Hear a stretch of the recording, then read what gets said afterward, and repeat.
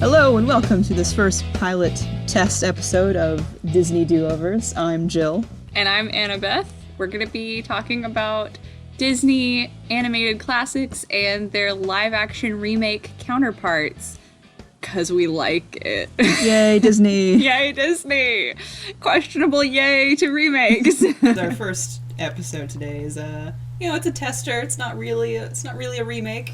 It's, Alice in Wonderland by Tim Burton compared to the original 1951 Disney Alice in Wonderland. Yeah, neither of us have read Alice in Wonderland. Spoiler alert, we don't know. But we did at least watch both movies. We did that. We're not gonna talk about them without... We've seen them, and then we watched them again recently, so... I don't know if I'd ever seen the Tim Burton one all the way through before. I know I'd seen scenes, but I couldn't remember the whole thing. Yeah, I think you said it was on when you were on a cruise ship. Yeah, so that doesn't count. I saw some of it, not all of it. And then I'd only seen the Disney... Is it okay to call it the Disney one? Because I'm just going to keep calling the animated ones the Disney ones, even though they're all the Disney ones.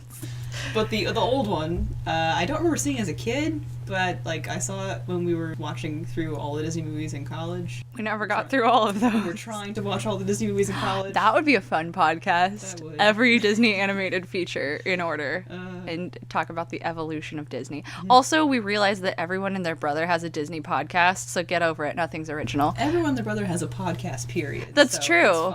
You know what? In the spirit of Disney live-action remakes, we're also doing this. So you watched the animated version as an adult. You never saw it as a child. I don't recall seeing it as a kid. I don't recall seeing it as a kid either, but I know I did. Mm-hmm. It's just something that's always been there in my brain. It existed. Yeah, I mean, I saw it. And apparently I had forgotten a lot of it, because when I watched it again recently, I was like, what's happening? I'm going to try not to click my pen constantly, because I want to just reach over and click don't do it. That's bad for audio. Click, click, click. But I guess a little introduction to both movies. Though the the Disney animated movie came out, of course, in 1951. It was the 13th release of Disney's animated features. Apparently Disney had been trying to make it since the 1920s. Because he either really liked it or just really wanted to make it. Because did you know about the Alice comedies? The stuff they made in the 20s or something? Where they put a live action girl in an animated... Yeah. Kind of like Mary Poppins. Yeah. That would be... But yeah, so really that was in the works for a long time. Of course, the World Wars kind of messed that up too. Yeah. And also it was... Both World Wars. I think it was mostly the second one that actually held up production. But I didn't do so well. It didn't. It cost $3 million to make. Oh. It made back during its theatrical release $2.4 million. So and then it was made under 5 years, 3 directors, 13 credited writers, 750 artists, and 800 gallons of paint. Dang. 800 gallons of paint? That's what I read. Maybe in the future podcast will actually cite sources, but I think that was from Movie Phone is where those came from. Also, I had notes, and I left them at my house, so Jill is very educated, and... I'm looking at notes right now. Yeah. So, if I seem smarter, it's only because I'm cheating. Debatable, but okay. It earned 1 Academy Award nomination. Other than that, did not learn anything. No Dang. winner. I mean... It was for instrumental score. It did have nice music. Yeah. I think it also has the most songs of any Disney animated feature. Really? That's also something that I read. I didn't, go back and verify it, but that's something that I came across several times. That's weird. I mean, it did kind of have a lot of songs, but none that anyone remembers. No. Except for Painting the Roses Red. But in comparison, the Tim Burton Alice in Wonderland did really well in the box office. Mm-hmm. They made over $1 billion globally. Ooh, it came out in 2010, right? 2010, yeah. Yeah, we were seniors in high school. And I think it won 2 Oscars and was nominated for another one. What did it win? Costume design and art direction. Yeah, that makes sense. Nominated for visual effects. None of those was for story or anything. We'll get to my own opinions on Alice in Wonderland later.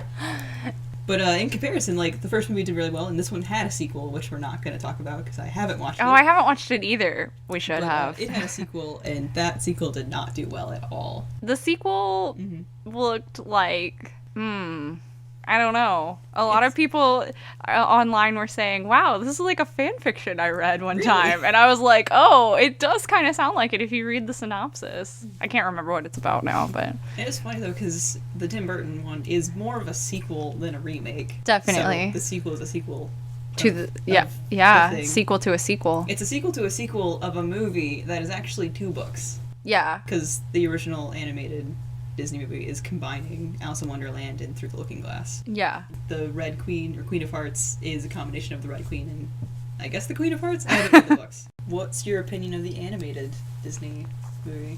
So, it's definitely more artistic and visually interesting than it is story-based, obviously. Which I think was a big issue in production.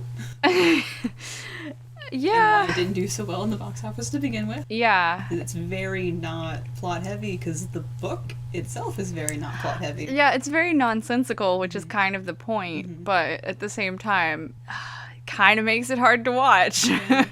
It's just kind of something to, if you're watching the movie, it's just kind of something to sit back and enjoy the visuals of, not something to be consumed by. Yeah, it's kind of something to see, but not something to be absorbed in. Yeah, which is weird because it's like making that adaptation, you're going to have those problems because the book itself is more like understanding the metaphors, metaphors, but like understanding the whole purpose of what the book was for, which was nonsense. It's like the representation of a child's perspective in seeing all this nonsense around them, which makes more sense as a book than a movie.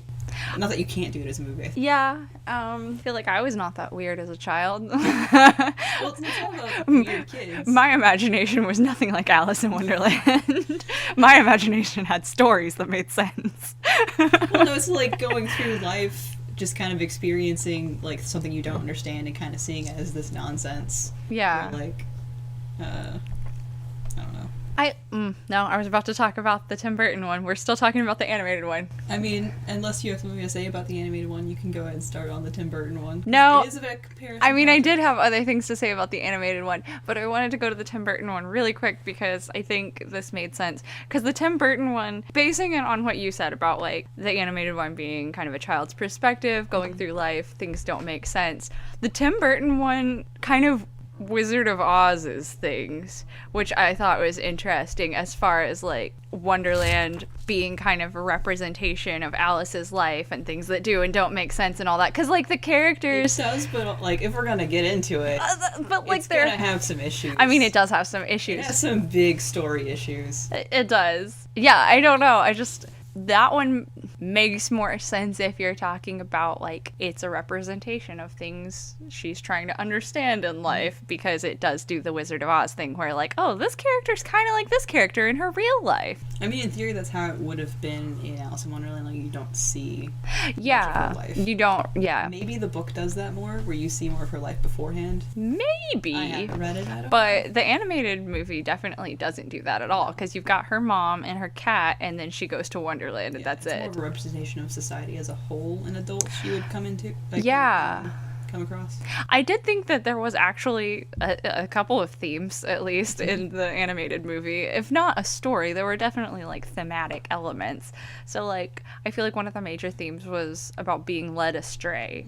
And so, like, the thing with the little oysters. That... Oh, God. I think that's, like, the darkest thing Disney's ever done. I'd seen this movie before, so I knew it was coming. So I was like waiting for it specifically. I forgot about that part, and then I was like, so dark. Like, oh my gosh, is there a darker thing that Disney's done besides this walrus bringing these little children and eating them? No, I think the walrus eating children is probably the darkest thing Disney's done. I mean, Disney kills off everyone's parents, but this is darker because he's eating babies. It is funny though, because like some of the stuff I was like trying to like research up on the movies, they were saying like, yeah, Disney was definitely like taming the novel to make it more child friendly, and I'm just thinking about the walrus scene.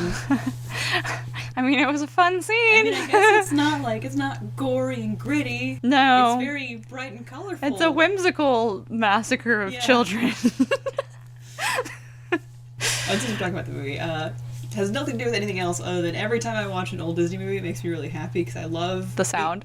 I love the sound. I love the opening credits, how like long they are, and it's just that music from that time period that brings me back. And yes, I also really love, for some weird reason, like the fact that there's a lot less sound effects, and it's all like musical notes to indicate like things that happen, or it's just silence. I don't know why. It's a childhood thing. It makes me happy. I really like that. I really like that too. The opening music and the credits. It's just so pretty. It's just so nostalgic with the old Disney movies because it's got that like really old sounding kind of music. Like it feels like a story you're being told from a childhood thing. Yeah, aw, it does. What else about the animated one? I had lots of notes. Whoops. I mean, I think one of my main things was the theme about being led astray, because that happened over and over. It was like who Alice chose to follow and who, like, different things in the stories, like the walrus and are they oysters? Am I saying it right? I think they're oysters. But just like because she's a child and she's susceptible to being led astray by different sources, and you have to kind of like watch out for the adults in the world, I guess. Led astray. It's also just childhood, like wandering, just exploring the world around you. Yeah, and I did like the themes of like it is about growing up / being a child, and like you are physically growing up. Like, you know, she shrinks and gets bigger. Yeah, and I think a lot of things in the books and some to some degree in the movie is about like puberty and just your body changing and learning more about the world around you. So it's kind of that. Alice in Wonderland, puberty and child slaughter. The songs were fine. They existed. I was trying to think of other stuff I wrote down because I made notes, and the songs. I made notes. I did not organize my notes, so I'm like flipping back and forth, like looking at stuff that they've written down. Did you write anything about the music? Because I feel like I had things written down about the songs, but I actually don't think I wrote anything about the songs. I think I just wrote down each time there was a new song. Oh, Golden Afternoon was one of the songs. Sure. It reminded me of Fantasia a lot. Still got like Jurassic Park in between because I was writing notes for trivia. And Rachel and Dylan and I went to trivia, so I was like writing notes from the movies, like study. Oh, did the trivia guy dress up as like Jeff Goldblum or something? He didn't dress up at all. He didn't dress up? No, but the prize was a Jeff Goldblum pillowcase and shower curtain. Oh, we didn't win. I am so destroyed that you did not win. Wait, where do you get those? I don't know. I want a Jeff Goldblum shower curtain. Probably order it online. I will. Just wait till you see my new apartment with the Jeff Goldblum shower curtain. That's not what this podcast is about. I like that there was a cat in this movie. 2 cats. Honestly, what I remembered from watching it as a child was like the Red Queen and the part with the cat. The other 2 worthwhile notes are all I can think about with the Cheshire Cat is Winnie the Pooh. Oh my gosh, I wrote that down in my notes too. The Cheshire Cat is the voice of Winnie the Pooh. And the other note was just commenting on the Red Queen sequence being longer than any other thing. Obviously, they would focus on it more because it's the most plot. Yeah, it's like we found a plot somewhere. Yeah, I don't know if it's because I'm an adult and I've lost the magic of childhood. No, I think it's just because I like stories. But I did not technically enjoy watching the 1951 Alice in Wonderland that much. I was like, ooh, the wind's hard to over. like focus on because I was constantly distracted. I really liked the actress who played Alice. I liked her a lot more than the actress who plays the Alice in the other one. Oh, shots fired. I take it you feel the opposite? All right, here we go. Are we about to talk about the Tim Burton one? Hold on, let me just see if there's anything else. Okay. I don't think. We can keep going back and forth, it's fine. I like that girl. I love the joke there was a joke from the book that is not quite in the movie about, like, you know when they're running around to get dry? Apparently in the book, the first suggestion to get dry is for this mouse to just recite such dry history that they would get dry. Or something like that. Oh, that's good. But the thing he suggests reading that's like super dry history is actually what the sister is reading in the beginning of the movie. Oh. Wait, there's a sister? It's not her mom. Okay. That makes a lot more sense now. Yeah. I mean, when taken in context of the live action movie, I was like, man, her mom was actually nice in the animated one. Her mom wasn't that bad in the live action one. Oh, that wasn't in the movie. It's more of a novel thing. What? the way that... Do you know much about the novel? I don't know, but I haven't read it. Yeah. Supposedly, I kind of liked the way I've read that the novel ends. It's, Alice wakes up and, like, tells her sister that all these things happened, and she goes off to go inside to get, like, ready for supper or something. And the sister, like, immediately falls asleep and dreams of all of the things that Alice has just told her. And then, I wrote down the line, because I liked it. She wakes up and just kind of thinks about, like, looking forward to what Alice is going to be when she's older, because she's imagining she'll be a lot like the sister is. Will she, like, she'll still have a pure heart and a lovely imagination, something like that. I just like the way that ended, because it's a lot different from, like, the way I perceive other childhood media, where it's like, oh, you're only, like, imaginative when you're a kid. Like, no, when you grow up, you can also be imaginative and also be an adult at the same time. Oh, I like that. You don't have to lose it. Yeah. Aww. I don't know if that's actually the way it's supposed to be portrayed, but that's what I understood from what I read. Well, I like your interpretation better if that's not how it's supposed to be. Also, initially, I did not... I mean, I think I knew before rewatching these, but I'd forgotten that Lewis Carroll was the same person who did Jabberwocky, which is a poem I actually really like. Great. Yeah. More nonsense. So we'll talk about that. I don't like Jabberwocky. I don't know. I liked that incorporation. I think you should recite it. I don't know it. Darn. It's also a lot of nonsense words. Yes, that's why I think you should recite it. It would be fun. But do you want to get into the other movie, or do you want to get into, like, the comparison? Let's get into the other movie, and then I feel like the comparison will come out. Okay. Okay, so what did you think of the live action, which is a sequel more so than I liked remake. certain aspects. I loved the potential with it, and I liked that they incorporated Jabberwocky elements into the movie. That was just fun for me. I liked the idea that could have been behind it. I don't think it was executed well, and I didn't really think it was very good. Okay. And I also think there's a massive like flaw in some of their moralness in the movie. Okay.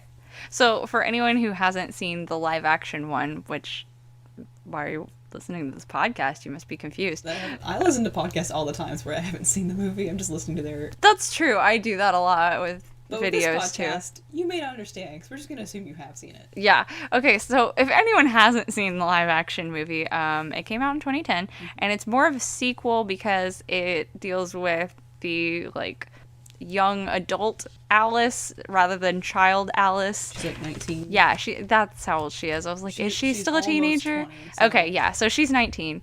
And she doesn't remember actually going to Wonderland. She thinks it's all a dream. So when she falls down a hole and goes back to Wonderland, it's like, oh, that was real. So that's a little bit about the Tim Burton version. So Jill hated it. I didn't hate it. I just didn't like it. Okay. Well, I liked it. Okay. I liked it more when I first watched it. I know. I still liked it when I watched it this time. I feel like it fit the time it came out in. Yeah, it was... It was... really kind of screams 2010 to me. It does. It does. It's like Tim Burton was really big. It was like a hot topic. Really interesting. It was like a hot topic fever dream, basically, for young girls discovering feminism. Yeah, I mean, it was a nice step towards that for, like, the time period. Yeah. It was. I don't think ultimately they succeeded in what they were doing, but whatever. We'll talk about that in a second. Yeah, it was very... I will actually ask you a question, though. Yes, please. The Knave of Hearts, I'm assuming that's what he was called? Yeah. Why was he CGI? I was trying to remember. I thought there was going to be something with, like, a backstory or, like, a reveal of, like, what he actually was. But no, his body's just CGI for, like, no reason that I can foresee or, like, understand. Yeah. Was he just supposed to match everyone? Like, no, that can't be it, because there's other people, humans, that aren't CGI in there. Why is he like that? I don't understand. Yeah, I don't know. I don't know. I'm also very judgmental of CGI horses, and I did not like their portrayal. I kind of get it, because they're all slightly cartoony, so, like, the dog is not super realistic. Yeah, I was gonna say, so the the horses dog wouldn't need to be super realistic, and I guess it would be a little bit jarring if you have the Knave of Hearts, which is CGI, on a horse, which is not. Oh gosh. But I just don't understand it. Yeah. interesting choices there with the CGI. I thought the dog looked good. He looked alright. He looked cute. It was very cute. It was a cute dog. The running is super bad. And, like, I get the art direction with making it kind of more cartoony dog while being slightly realistic. It's fine. I didn't love it. I didn't hate it. I loved the mouse. Eh. The little CGI mouse. I was a fan. The mouse's character was nothing like it was in the animated version. No, it wasn't. Was that supposed to be a different mouse? Because it implied that it was supposed to be the same mouse, but that mouse was nothing like that mouse. Was the mouse heavily featured in the Disney? No, not in the animated one. Okay. But there was a mouse, and it was Yeah. very cowardly. And this was a very bold mouse in That's the true. Tim Burton one. Mm-hmm. I liked her. I feel like I didn't really care about her. she should be friends with Reepicheep from Narnia. I love Reepicheep. Those would be great adventure mice. I don't know if they would like each other because they're the same person. Yeah. And sometimes you don't like the same you. That's true.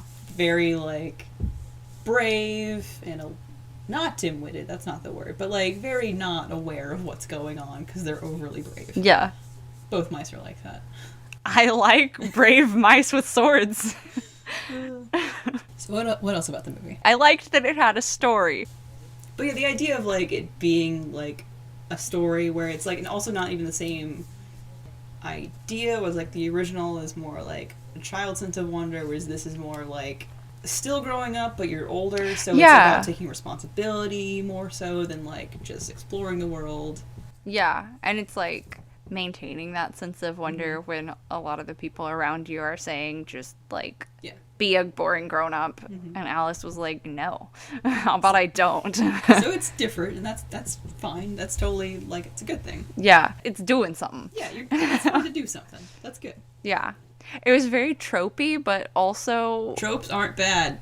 But, like, it was also made in 2010, and I feel like it's tropier now to look back on than it actually was then. And again, tropes aren't bad. Tropes aren't bad, but it's just are meant to like, be oh, used. here's this thing. Oh, here's this thing. Oh, she doesn't like her corset? Really, Disney?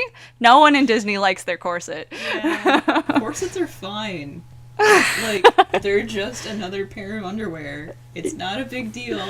Disney I guess the big- loves corset-hating women. That's how you say feminist in Disney shorthand. That's so lazy. Historically, corsets have been used in various capacities for many, many years. And in, like, yes, don't, like, overlace it, but there's actually very few instances of it being overlaced in history. Yeah. It's just underwear, guys. It's not a big deal. Don't wear it if you don't want to. It's also fine if people want to wear it. Yep, I agree. I know these things. Disney doesn't. Disney, well, they're definitely using it in a lazy way. Yeah. To be fair, I can't think of any other examples besides Pirates of the Caribbean and Alice in Wonderland where corset-hating Well, women, but I Real know it life, exists. Hermione didn't want to wear a corset. Oh, Hermione was- that's another story. That's not this podcast. That'll be a future discussion. It will. Notice the 1,000-yard stare in my eyes that you can't see because this is a podcast. I can't wait till we talk about Beauty and the Beast. Oh gosh. So, Johnny Depp. I hate Johnny Depp. I've always hated Johnny Depp. Yeah, Jill's always hated Johnny Depp. I've never understood everyone's love of Johnny Depp, and this movie continued to not make me understand anyone's love of Johnny Depp. I used to be that person, and I loved Johnny Depp, and that was a great feature of this movie because Johnny Depp. But yeah, I mean, it's also I have to ask, did you ship it? I think when I first watched the movie on the cruise, by watch the movie I mean watch little scenes, I'm like, I can see they're forcing this. I'm okay with that because I don't care about the movie. I can see they're forcing this. Like, it was definitely intended, Yeah, I mean, yeah. but I didn't really care. It was cute. And this time around, I especially didn't care for a couple different reasons. Yeah. I still hate Johnny Depp. I think Yeah. he's the one-trick pony. I think he is too, but I think he used to be a good actor, and When he was Jack Sparrow, he was a good actor. thank you. At least you don't hate Jack Sparrow, because I don't know if I we think- could be friends. If you're gonna go with that acting style, it works really, really well for Jack Sparrow, and then putting that on other characters, Yeah. you're not making a new character. No.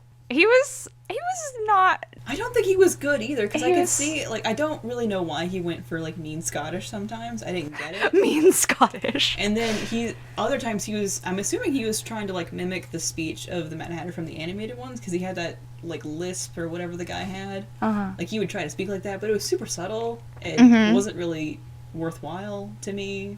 I don't know. I liked him in this movie. Probably one of the last movies I liked him in. And to be fair, if you've never watched any of Johnny Depp's earlier movies, he does other things. Okay, I also haven't, anything before Yeah, Pirates of the Caribbean, if you I watch haven't really like seen. Benny and June or Don Juan DeMarco or what's that other one? I like a lot of his earlier stuff.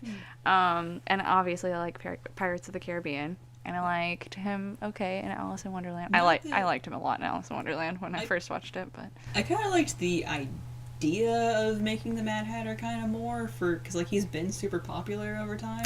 that's true. That's another thing I was going to But I talk also about. don't really get why they made him a bigger character in this movie because it seemed a little bit unnecessary. Because they had to have someone to ship with Alice. That or like, oh, if we're gonna make a feminist movie, we can't let the girl do all the work. We gotta let the guy do something too. Oh, we don't have a guy? We'll put one in there. Well, a lot of characters did things. Like the dog did things, Yeah, the the dog mouse did did things. Mostly the dog. The dog's the biggest hero of this movie. I love the dog. Oh, we didn't talk about the fact that Anne Hathaway is in this movie. Yeah. Her eyebrows were horrible. I mean, her eyebrows weren't horrible. Her hair with her eyebrows, horrible. But I love Anne Hathaway. She's my queen. Again, while researching the movie, people kept commenting on like, oh yeah, the history of Anne Hathaway hate, and I'm like, I have heard this is a thing, and I still don't understand it. Yeah, I have. She's great. I have I don't never- understand. Like you said, I've only seen people mentioning that people hate Anne Hathaway, and I've never met a real person or witnessed think- online anyone hating Anne I Hathaway. think I do know someone who doesn't like Anne Hathaway actually in real life, but Oh my gosh, We what kind of don't. person doesn't like Anne Hathaway? either way, it's just I know people in real life who don't like certain actors, and I don't Yeah. understand the reasoning for it. I don't either. Anne Hathaway is perfect. I mean, I don't like freaking love Anne Hathaway. I just know. think she's a fine actor, and I don't understand why you wouldn't like her. Mm-hmm. She's Yeah. Oh, I liked how weird she was in Alice in Wonderland. Like, she wasn't in the movie that much, but when she was like this ethereal, perfect princess, but then she was like dark and creepy, kind of. She's like, oh. Yeah. I liked that. It was fine. It was cute. She's adorable. She was dark and creepy. It was cute. It was! Because she's a perfect princess. Okay, so, oh, no, the other thing I was going to mention, this is kind of off topic, but just like the whole Mad Hatter is a popular character thing, because you mentioned that. Have you watched any other, like, Alice in Wonderland things? Nope. Oh, okay. What other things? Like, there's a sci-fi miniseries called Alice, I think. Okay, I did like the Mad Hatter in Once Upon a Time. Oh, I freaking love the Mad Hatter Once Upon a Sebastian Time. Stan is great. After watching Alice in Wonderland and then watching Alice in Wonderland, I then watched the Mad Hatter episode of Once Upon a Time because I just needed more of the Mad Hatter being hot. I think Once Upon a Time is my only understanding of why people love the Mad Hatter. He was so good in that. Like, he was, like, I love. Sebastian Stan, right? Yes, Sebastian Stan was so good as the Mad Hatter in Once Upon a Time. Like, that episode was legitimately like, whoa, what's happening? Yeah. I liked it. I guess I kind of, because like in the original animated, they got like some famous vaudeville guy to play the Mad Hatter, and apparently he was a big deal. Oh, okay. So I guess I understand like that would appeal to people of the time period. Yeah. I guess. You should watch the sci-fi Alice miniseries because holy cow, the Mad Hatter. Oh my gosh. But that's another story. I actually really, because like, there's a lot of people that really like Alice in Wonderland, and I'm Yeah. always really curious if they like the movie or movies, or if they just like the aesthetic. That's a good question. It does have a good aesthetic. It has a definite aesthetic. Me and my mom did an Alice in Wonderland photo shoot in our yard one time because we like the aesthetic. I mean, it's not bad. I'm really fond of the Cheshire Cat. Me too, my because it's a favorite. cat. It's my favorite character in both movies. Mm-hmm. I think. I mean, the dog's nice. The dog is nice, but cats. Oh, another feature of this podcast I just decided is going to be each movie I'm going to rate them on their presence of cats. Alice in Wonderland gets a positive cat score. 2 cats. Well, Dinah's not in the Tim Burton one. Dinah's not a... Okay, so the 1951 animated Alice in Wonderland gets a higher cat score than the What Tim about Burton the remake. novel? Or not 'Cause the remake. Okay, so I'm looking at one of my notes from the Tim Burton movie, and it just says, why the fuck is Johnny Depp dancing? that is an excellent question. What was with the dancing I scene? don't... I feel like... No, this sounds demeaning. I was like, I feel like this movie was made for high school girls, and it hit every box that wanted to be checked by high school girls. Except like actually being quirky, like quirky high school girls, like Yeah. we all imagined ourselves to be. I think that's probably why it did so well. Yeah, exactly. All the quirky high school girls were like, oh my gosh, this movie's great. Let's go to Hot Topic. I mean, myself included. I mean, I was never that into Hot Topic, but it just ticked all the boxes. It's like you got your, I don't know, just everything. It was just made for high school me. And at the end, she goes on a boat and sails off to adventure. I was like, yes, this is my life. Yeah, I liked that. And I also really liked the coat that she wore in the end scene. Oh yeah, the costume. The costumes were great. I mean, this is why it won an Oscar. Yeah, art direction was good and everything. Yeah. Oh, let's talk about Tim Burton for a sec. Okay. So- I don't know much about him. Okay, what have you seen that Tim Burton has directed? What has he done? He did Nightmare Before Christmas, right? Oh, I feel like everyone says yes, but it's no. Oh no? I watched, do you ever watch The Princess and the Scrivener? It's a YouTube channel. No. Okay, they talk a lot about Disney movies, and they did Burton Miss, which was like the 12 days of videos about Tim Burton during Christmas time. So that was great, and I learned a lot about Tim Burton. So he didn't do Nightmare Before Christmas. I think no, which still confuses me because it seems like he did. It definitely seems like his style, and I will say I really like Nightmare Before Christmas. I don't, but Yeah, that's fine. fine. Yeah, but he did like Corpse Bride and all those other ones that look just like that. Yeah, And I haven't then seen that either. you haven't seen Corpse Bride? I've seen. Didn't we watch I've seen, that? like the piano scene from Corpse Bride. I thought we watched this during Halloween one year. I don't think I watched it. Okay, maybe me and Rachel watched Corpse Bride. Maybe. But he's done basically think of that aesthetic, and that's what he's done. So I'm gonna look up stuff he's done. It's like he's such a famous actor. I feel like actor. Fuck director. He's a famous person. he's a famous person, and he's creepy. He's done stuff. And Anything also with Helena Johnny Bonham Depp. Carter and Johnny Depp. So just think of movies that they've been in Oh, together. he did Sweeney Todd. No, he didn't. not. Just kidding. Did he? Did he do Sweeney Todd? Am I just thinking of everything they're in together? Let me look Okay, first we have to find out if he's done Sweeney Todd. But he did I've not Edward seen- Scissorhands. I have not seen that either. Oh, I have that. You can watch that. You should. Yeah. It's actually good though. I didn't think I would like it. Oh, And then- he's doing Dumbo. Oh yeah, we're Which- gonna talk about We'll be that. doing that soon. Yeah, he's doing Dumbo. He did Big Fish, which I think is his best movie. You keep telling me to watch that, and I still haven't. Though I intend to watch that one. Oh, I should have At brought some it. point. It's really, really good. Actually, you should watch it before you watch Dumbo, because then we can compare circus aesthetics as done by Tim Burton. That's why I have faith in his Dumbo adaptation, is because he did such a beautiful circus. did. Oh yeah, he did Oh, Beetlejuice and Miss I- Peregrine's Home for Peculiar I read Children. the book. I don't think I saw the movie. Frankenweenie. But again, he did Frankenweenie, Dark which I haven't Shadows. I don't know. if He it did do is. Sweeney Todd. Okay. Haven't seen it. Oh, Charlie and the Chocolate Factory. I have seen that one. Oh wow. It was fine. You haven't seen a lot of Tim Burton's movies. I saw. Oh wow, he wait, did Planet of the Apes. I That's weird. think I've seen Planet of the Apes. Sleepy If- Hollow. I keep There's wanting so to many see that. Planet of the Apes that I don't know which one's which. There really are. I've seen one of the old ones. That's it. Batman Returns. I have not Oh. seen a very large amount of Tim Burton movies. Okay. So Well, I don't know anything about Tim Burton other than Johnny Depp and Helena Bonham Carter and everything. yeah, that checks out with this movie as well. But you know his general like aesthetic, very creepy, like whimsical. creepy, whimsical. People that are too pale, hollowed out eyes. I understand. Also, you know what bugged me? What? Her little glove things. Her little Hot Topic gloves. Aesthetic. But it's so annoying because it didn't It's for look like quirky it. girls. Yeah, but it didn't fit the rest of the costumes. It didn't make any sense with the rest of the costumes. I don't remember those, to be honest. I remember them. I remember them from when I watched it in 2010 and didn't like them. Okay. I was like, why is she wearing these striped fingerless gloves with her little tea party dress? But anyway, I want to hear your giant flaw that you have with or you don't have it. The movie has it, according to you. So the main moral, the point of the movie is supposed to be, in theory, like, stand out from the crowd or the establishment, be your own person. Is that, like, kind of what it's supposed to be? I mean, would you say that's the original intent that people are thinking it is?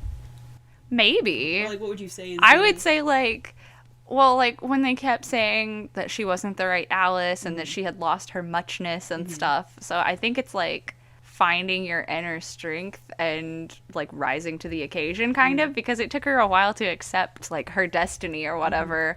'Cause my problem was, like, it seemed like they just kind of tacked on, like, the ending, like, with the boat and the apprenticeship being, like, I'm feminist, yay! 'Cause I don't feel like it really matched the rest of the movie, primarily, like, metaphorically, because, you know, like, Underworld and, like, particularly, like, the ending scenes being, like, a direct correlation to, like, the proposal scene in the beginning, like, those match a lot. And, like, there's when they're at the White Queen? Yeah. Palace, and, like, she's, like, whether or not she's gonna say yes to being the chosen one reflects whether or not she's gonna be saying yes to Hamish or not. Yeah. And, like, there's a distinct difference in her answers in those two worlds. Like, in Underworld, she says, yes, I will be your chosen one, I will stand up for this establishment. In the real world, she says, no, I will be my own person. And those conflict a lot, because she is more so, if she's gonna be, like, her own person and not represent, like, what society says you should be, she's more like the Red Queen than she is the White Queen. Ooh, that's interesting. Because the Red Queen, all of the body parts are like, I can be whoever I am, I don't have to be perfect, and I'm going to take over what the establishment was to make it what I think it's going to be. Obviously, Red Queen is terrible. Like, that's not the correlation. But, like, she's the one who takes over the ruler before, because the White Queen was the ruler. Red Queen takes over, goes against the establishment, and Alice puts it back in place. She says, no, the establishment is what's better. I'm going to say yes. I'm going to make everything the way it should be. Which doesn't match. Ooh. It doesn't match the weird world. Like, there's... They don't say the same thing to me.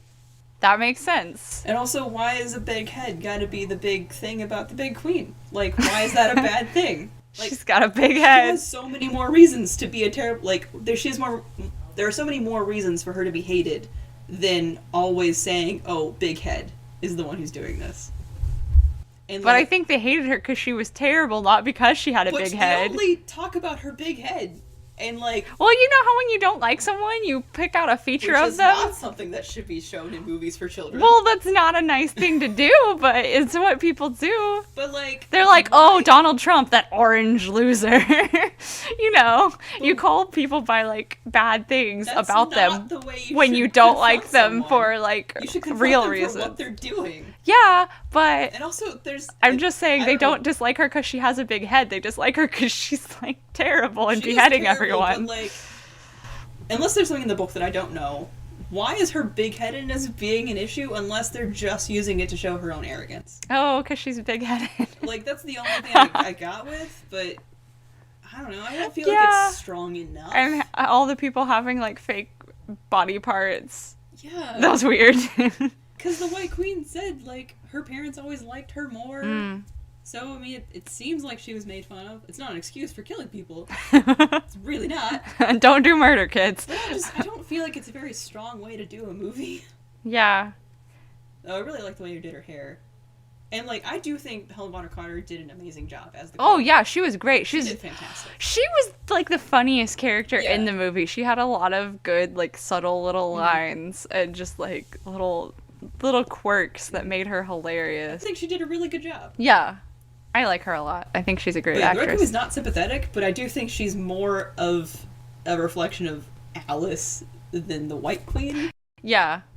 which... And sometimes you also gotta wonder if, like, is the White Queen secretly evil? Because she has some weird vibes. She does. Like, maybe it wasn't so great before. It's not great now, but maybe it wasn't great the way they said it was. No, I mean, I'm sure the White Queen's great. I don't think you're supposed to think she's secretly evil, but she is kind of creepy, to be honest. Oh, and there's also, like, a lot of, like, very interesting parallels between... Oh, crap, where are they? Between, like, what the mom of Hamish says in the beginning of the movie and some of the stuff that like the White Queen says later. Speaking of moms, I felt bad for Alice's mom. Like, when I watched it the first time in 2010, I was like, oh my gosh, this mom just doesn't understand her. But then I just felt sad for the mom this time when I watched. I was like, oh Yeah, the movie you're wants trying. you to make you think that Hamish's mom is the Red Queen, but she's actually aristocratic old blood that represents the system, which technically was the White Queen, because she is aristocratic old blood that represents the system that was in place. Then who's the Red Queen? Alice. Alice is the Red Queen. I don't know. Conspiracy theory, Alice It's is not the that, Red like, Queen. There's a direct parallel there either. I just don't think the movie did a good enough job of... If you're trying to say, like, either take responsibility or be imaginative or, like, any of decent lessons, they did not fulfill the moral very well. Yeah, I agree that, like, it's not a direct enough parallel to warrant having those really obvious parallels. Like, if you're gonna Wizard of Oz it, you need it to all match up. Yeah, and it doesn't. And it doesn't. It really doesn't. You're right. I mean, because there's the twins in real life, and then there's Tweedledee and Tweedledum. But then things that are more substantial don't really match up correctly. They're just like, oh, here's this, this is this, this is this, this is this. But it doesn't make a ton of sense. You're right. Yeah, I don't know. Yeah. And also, Like- I don't know where Alice got her sudden strength at the end from. Like, I didn't see her character progression. I didn't see her character progression that much either, but I feel like that was because it was always there, not because she didn't have it and then suddenly she did. When they were all like, Shown more of, like... I mean, yes, I agree it should be shown, but when they were all like, oh, she's lost her muchness, this isn't the same Alice, I'm like, there's nothing wrong with this Alice. She's already brave and cool and strong. So I don't know where it was like, oh, now she's great and she's the right Alice. But because I just feel like I saw that in her the whole time. So again, I didn't see any character progression, but it wasn't like a lack of character progression in that, like, oh, now she's suddenly awesome. It was just like she was always awesome. One of the other problems, but maybe it relates to the first problem of, like, she was, like, predestined to do this thing, and then she goes against that because you can go against the flow to do what's right, but really it's the same predestined plan regardless because she was supposed to go to the Red Queen. That's not an uncommon problem that I haven't seen in other movies. I'm just like, well, I also don't think that quite fits with what you're trying to say. Maybe it does. Or not, I don't know. I don't know. I kind of like it, though. Like, she tries to go against her destiny, but it doesn't work. I mean, that's an interesting, like, way to do That's an it. awesome thing to have in movies in general. I just don't think it worked well with the way they wanted to do this movie. I feel like this movie was I want to say a good stepping stone, but I don't know to what. A good stepping stone or an effective stepping stone, one or the other, to, like... Ooh, sorry, Oh, were you saying no, something? go ahead, because I couldn't figure out what I was trying to say. Something that's not, like, my idea explicitly. I just heard people complaining online about not just Tim Burton's Alice in Wonderland, but also the animated one and every single other adaptation of Alice in Wonderland is the caterpillar. And, like, why is he a wise elder when in the book he is the epitome of nonsense who does not listen to younger people than him? Like, he is not one who gives advice that is useful to you. He gives advice to make himself feel superior, and then he doesn't actually help you. But in every single adaptation in existence of Alice in Wonderland, he is supposed to be this wise thing that you listen to. Yeah, that's a good point. I did like the thing about the caterpillar in the Tim Burton one. Not so much the caterpillar himself. Also, who was that? That was Alan Rickman. Oh. Yeah. Cool. But anyway, I liked that at the end of the movie when she's sailing off on the ship, you see the blue butterfly. I do like that. And I was like, oh, yay! Yeah, that was cool. Yeah, I always like things that are like, when someone goes to this, fantasy realm, but then there's proof that it really was real in the real world. There's so many pieces of this movie that were really good.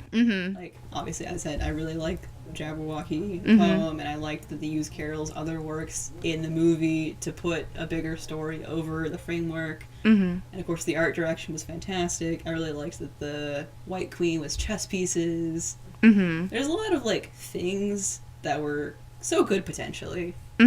But also the movie was kind of boring to me.